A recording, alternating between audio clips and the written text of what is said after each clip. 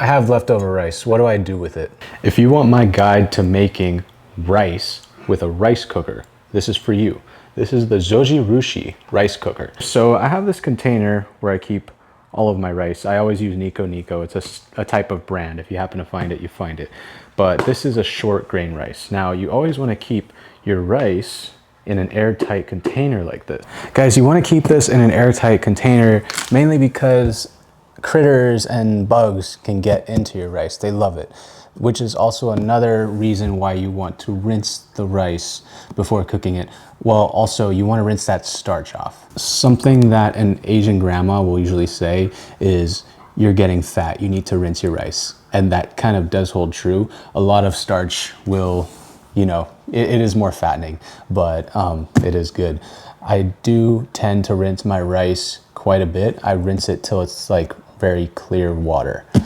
What you rinse your rice with is up to you. You might want to go with maybe a colander or a strainer like this, because it's just so much easier to rinse your rice with this. Now, if you don't want to do this, you could do it straight in the bowl, but mind you, you're gonna have to be draining the water from the bowl every time, and it's kind of a pain. The measurement on your rice doesn't really matter because I'm gonna show you how you can measure it easily in just a bit. So like I said, this is way easier. You just pour the water and just constantly do this motion and it gets all that starch off the rice.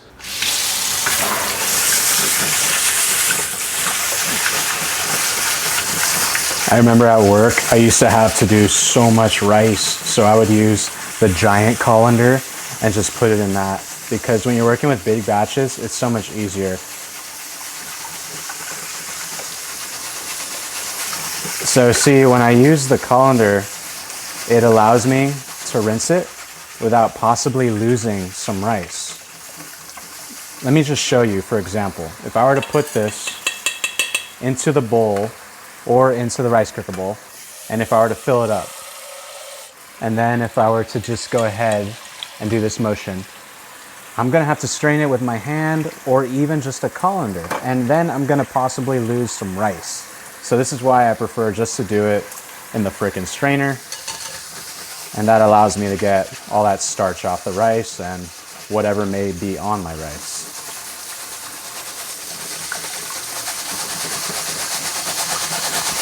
Yep, there we go.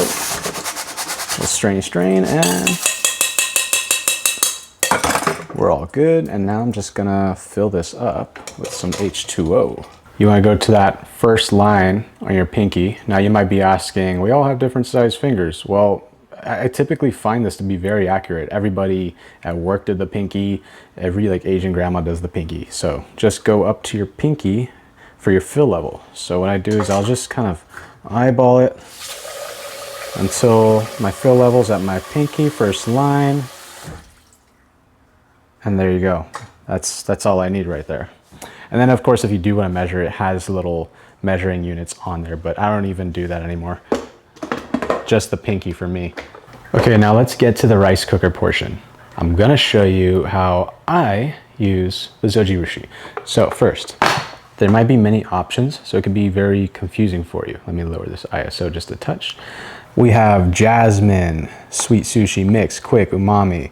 Then there's white, regular, soft, harder, porridge, congee. Congee, that would be more like a porridge as well, so I don't really know why there's two, but. So here's what I'll do. The menu button is what allows me to scroll through the options. So I'll just keep scrolling until I'm at regular. Now, if you want quick, you can scroll over to quick and it's not gonna be that long of a process, but if you want just some good rice, I go over to regular. And then I've held rice in this for even like a whole day in the warmer function. It's really great. Then you just press start.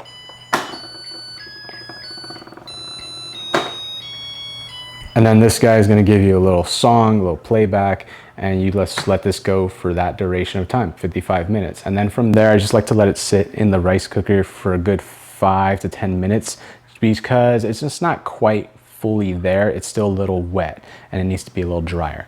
But yeah, other than that, this thing holds so well. I've let it go for like a day in the rice cooker. But I also want to show you what to do with that leftover rice because you might not want to throw away all that rice. And let's face it, everyone has leftover rice sometimes, and you might not want to throw it away. there are other things you can do with the rice. And look, I know not everybody has a rice cooker, but there are some that are cheaper. There are some $10, $20 rice cookers that you can find at Walmart. And yes, you can cook rice with a pot. That is very simple. You put it in the same exact way, cover it, put it on low, and you're good to go. Or you could do what is called the rice pilaf method. You bring it up to a boil, then drop it down to low, cover it. That is something that is super basic. I learned that in like culinary school. Actually, I learned that when I was a dishwasher. But yeah, it's so easy. Just get a rice cooker. Like every household nowadays has one, and they have so many more functions. Like with this thing, I can also steam food to reheat it, or even steam dumplings for that matter. Having a container for your rice is so on point. I always just keep it right on top of my flour. Also guys, I did a video on my pantry room. If you want to let me know, please, like I need help. What should I do for organizing this whole room? It's kind of a mess right now. I don't really know what to do, but yeah, help me out. Other than that though, there are other ways to keep your rice fresh. You could put it in a bucket if you don't have a fancy container like this, and keep it airtight in the bucket. They even sell really fancy rice dispensers, which I do have one down here. I just haven't gotten around to putting my rice in there. Oh yeah, here's my flaky salt, by the way. You could season it with some good old flaky salt at the end. This one's mine. If you want to happen to go to the store and buy some, a cook named Matt flaky salt, Spiceology. And now at this point, we just wait for that rice to cook off. It's going to take about 55 minutes. And what you do with that allotted time, that's up to you. I always think this part is so satisfying. That steam, that sound. Listen to that.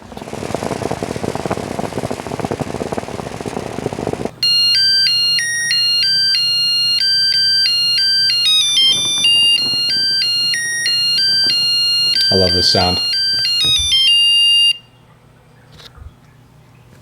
Once it's done singing to you, like I said before, it's gonna be a little bit wet. So I like to let my rice, let me show you. I don't know if you can see, it's still like, it looks a touch wet. So I like to just let it go for a good 5-ish minutes closed after.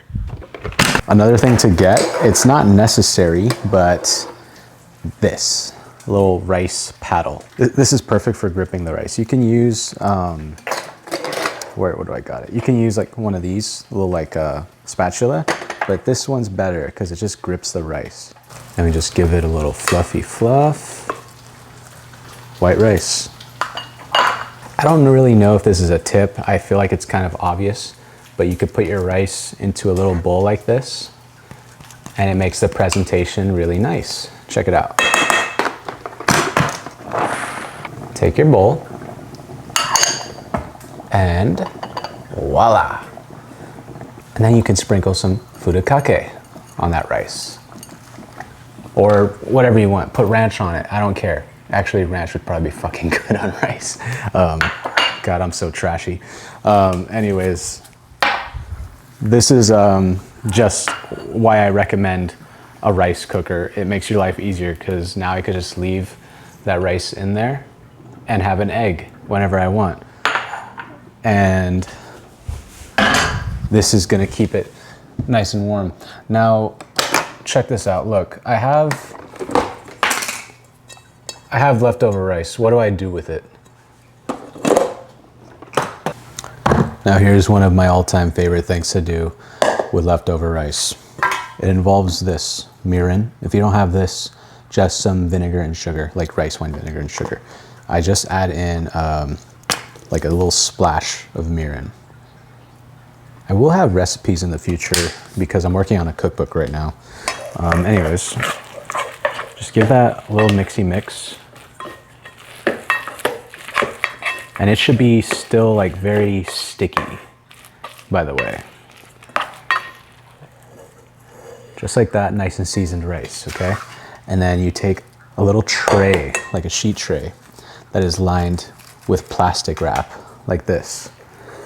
Then you put the rice on that. Don't spill it like a fucking slob like me.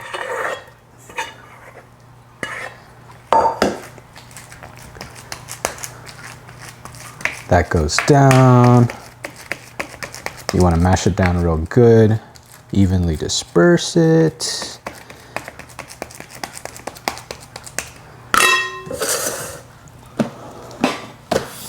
Now we put some plastic on top,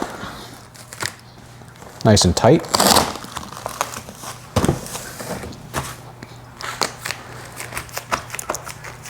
Then do the same thing with your hands, just disperse it well. Then you take another sheet tray, same size, same one, press it down, nice and firm. Make sure that it looks flat and pretty, just like this. And look at that, voila. Put down a sheet tray. And then this is gonna just go into my refrigerator overnight. Now you could put something heavy on it. I just put a bag of oranges on top. Let that sit overnight and fully cool off. Oh my gosh, look at all these juices. I have about 1 day until it's ready. Not a day, it could probably be like 6 hours, but it's best overnight. Take it out, and then you just trim it and you're left with rice cakes, and they're such a fucking delicious snack. I used to make these at work all the time with a tuna dish, and it was perfect. You could season it with whatever seasoning, like that wasabi powder or that furikake that I have there, or ranch powder, and that's a good way to do it. Or you could even put it on a sheet tray and let it dry out and make fried rice with it. Those are just some little takeaways of what to do with your leftover rice.